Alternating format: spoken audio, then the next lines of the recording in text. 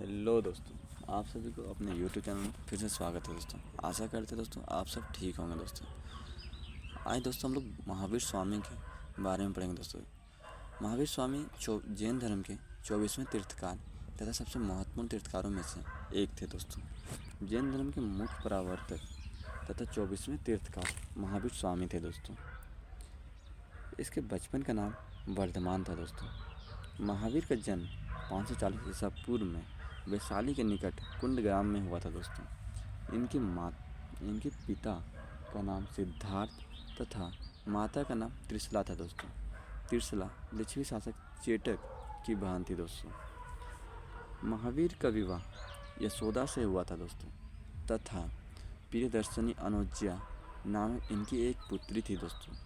30 वर्ष की अवस्था में उन्होंने गृह त्याग दिया दोस्तों तथा सन्यासी जीवन अपना लिया दोस्तों।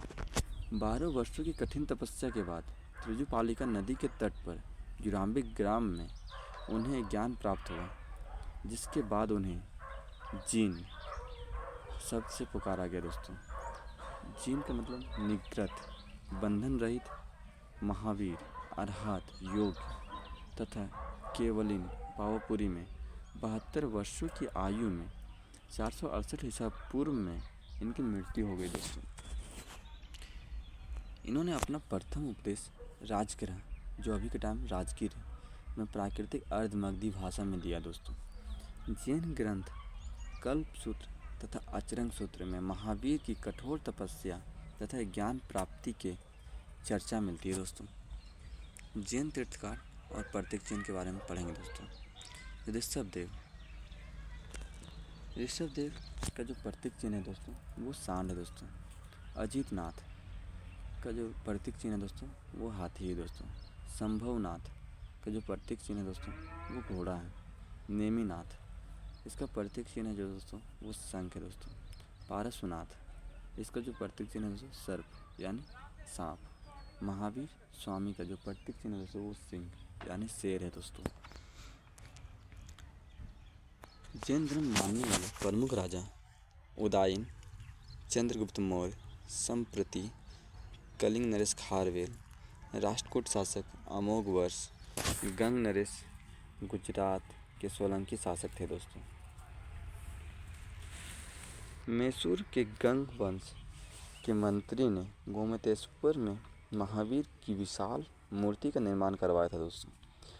मैसूर के जो गंगवंश थे दोस्तों उसके जो मंत्री थे उसी ने कर्नाटका में गोमतेश्वर की विशाल मूर्ति को बनाया दोस्तों। महावीर स्वामी की मृत्यु के पश्चात जैन संघ का प्रथम अध्यक्ष सुधर्मन था दोस्तों। जैन दर्शन तथा सिद्धांत। जैन सिद्धांतों की संख्या 45 है दोस्तों, जिनमें 11 अंक। महावीर से पहले पारसनाथ ने 4 जैन सिद्धांत दिए थे दोस्तों।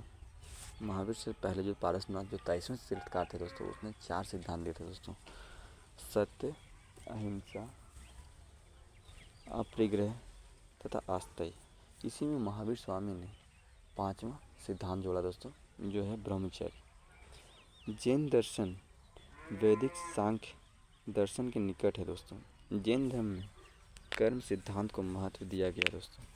मोक्ष को जीवन का परम लक्ष्य बताया गया दोस्तों।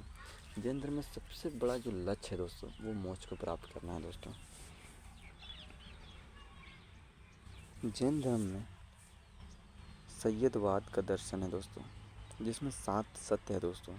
जीव, अजीव, अस्तु, बंध, सावर, निर्जरा, मोक्ष शामिल किए गए हैं। इसे अनेकतावाद भी कहा जाता है दोस्तों। जो जैन धर्म में 7 सत्य है दोस्तों उसे अनेकतावाद भी कहा जाता है दोस्तों। 8 कर्म तथा 18 पापों की चर्चा जैन धर्म में की गई है दोस्तों। कर्म तथा पापों के त्याग से मोक्ष की प्राप्ति ही लक्ष्य माना गया दोस्तों। इसके लिए त्रिरत्न का विचार दिया गया दोस्तों, जो कि हम लोग आगे पढ़ेंगे दोस्तों। जैन संघ के सदस्यों को 4 वर्गों में विभाजित किया गया दोस्तों। जो जैन धर्म में जो सदस्य थे दोस्तों उसको 4 भागों में विभाजित किया गया दोस्तों। भिक्षु, भिक्षुनी, श्रावक, श्राविका। भिक्षु तथा भिक्षुणी जो थे दोस्तों वो गृह त्याग थे दोस्तों। वो गृह को त्याग करके सन्यासी जीवन व्यतीत करते थे दोस्तों। जबकि श्रावक तथा श्राविका जो थी दोस्तों वो गृह त्याग नहीं किया था दोस्तों। मतलब घर में रह के जैन धर्म को अपनाने वालों को श्रावक तथा श्राविका कहते हैं दोस्तों। और भिक्षु और भिक्षुणी उसे कहते हैं दोस्तों जो अपना घर द्वार सब त्याग करके सन्यासी जीवन व्यतीत कर दिया दोस्तों, उसे भिक्षु और भिक्षुणी कहते हैं दोस्तों। और श्रावक और श्राविका जो कहते हैं दोस्तों वो जो घर में रह के जैन धर्म को अपनाता है दोस्तों उसे श्रावक तथा श्राविका कहते हैं दोस्तों। जैन संघ दो भागों में विभाजित हुआ दोस्तों। जो जैन धर्म का जो दो भागों में विभाजित हुआ दोस्तों, जैन संघ दो भागों में विभाजित हुआ। दिगंबर भद्रबाहु के समर्थक तथा श्वेतांबर अस्तुलभद्र के समर्थक। इन संप्रदायों की विभाजन वैचारिक भिन्नता के आधार पर हुआ था दोस्तों। गोमतेश्वर जैन संघ दो भागों में विभाजित हुआ। दिगंबर जो भद्रबाहु के समर्थक थे दोस्तों तथा श्वेतांबर अस्तुलभद्र के समर्थक थे दोस्तों। इन संप्रदायों का विभाजन वैचारिक भिन्नता के आधार पर हुआ था दोस्तों।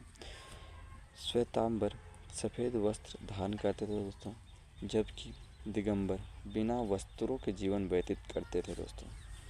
जैन संगतियाँ। प्रथम संगतियाँ 322 ईसा पूर्व से 298 ईसा पूर्व तक हुआ था दोस्तों। इसका जो स्थान था दोस्तों वो पाटलिपुत्र में था दोस्तों। और इसका जो अध्यक्ष थे दोस्तों वो स्थूलभद्र थे दोस्तों। द्वितीय संगतियाँ। इसका जो समय था दोस्तों वो 512 ईस्वी में हुआ था दोस्तों। स्थान जो था इसका दोस्तों वो वल्लभी था दोस्तों। और इसका अध्यक्ष जो थे दोस्तों वो देवर्षि था दोस्तों।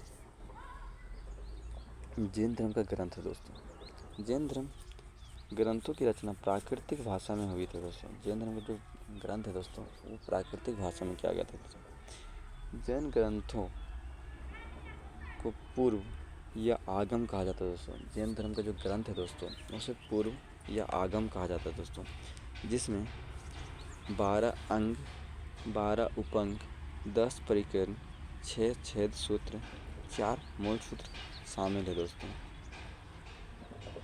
चंद्रगुप्त मौर्य के शासन काल में आयोजित प्रथम जैन संगति में आगमों का संकलन अंगों में हुआ दोस्तों।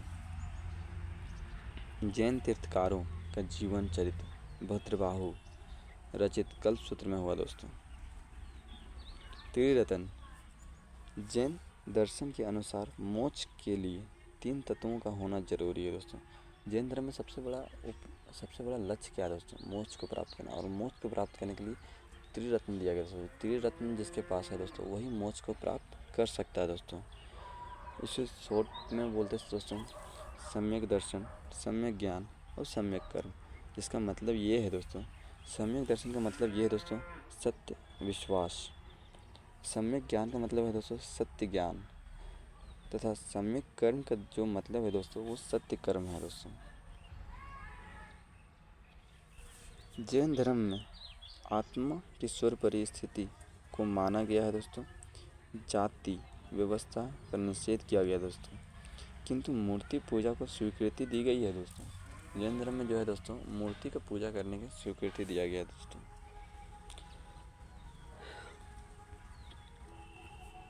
जैन काल के उदाहरण बाजाघर गुफा उदयगिरी उड़ीसा में है दोस्तों।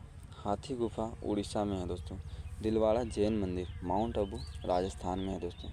बाहुबली या गोमतेश्वर प्रतिमा कर्नाटक में दोस्तों। इंद्र सभा एलोरा महाराष्ट्र में है दोस्तों। जैन तीर्थकार के नाम एवं कर्म प्रतीक चिन्ह पढ़ेंगे दोस्तों। ऋषभदेव प्रथम सांड, अजितनाथ द्वितीय हाथी, संभव तृतीय घोड़ा, सांपर्श सतमा स्वास्तिक, शांति 16वां हिरण, नमी 21वें नीलकमल, अरिस्टोनेमी 22वें शंख, पारस 23वें सर्प यानी सांप। और 24वें तीर्थकार जो थे दोस्तों वो महावीर स्वामी थे दोस्तों, जिसका जो प्रतीक चिन्ह था दोस्तों वो सिंह था यानी शेर था दोस्तों। ये थे आज की महावीर स्वामी के बारे में प्रमुख जानकारी दोस्तों। आशा करते हैं दोस्तों आप सबको ये क्लास बहुत अच्छा लगा होगा दोस्तों। अच्छा लगा है दोस्तों तो लाइक, सब्सक्राइब और बेल आइकन को दबा दें दोस्तों, जिससे आने वाली क्लास सबसे पहले आप तक पहुंच जाए दोस्तों। धन्यवाद दोस्तों।